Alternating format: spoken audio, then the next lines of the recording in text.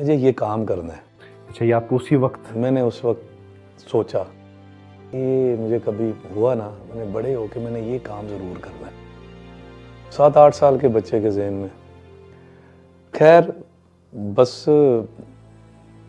मैंने आलमगीर साहब मुझे मिले, खुशकिस्मती मेरी एक दफ़ा मुझे मिल गए और बड़े प्यार से मिले मुझे। मेरे लिए खुशकिस्मती ये है कि मुझे जानते भी थे।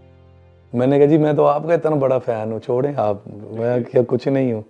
मैंने कहा जी मैं आपको एक बात बताऊँ, आपको देख के मुझे एक्टिंग का शौक़ हुआ था, हालांकि आप सिंगर थे, लेकिन जो आप जिस तरीके से गाना उनके ऊपर पिक्चराइज भी होता था और बड़ी लाइव गिटार लेके, और वो शक्करपड़ियाँ और इस्लामाबाद में, और तो मुझे बड़ा प्यार किया उन्होंने गले लगा के। फिर तो बहुत, तो मैंने कहा जी मुझे एक्टर बनाने वाले आप हैं, आपको ना देखता मैं, टीवी मेरे घर ना आता तो शायद मैं एक्टर ही ना बनता।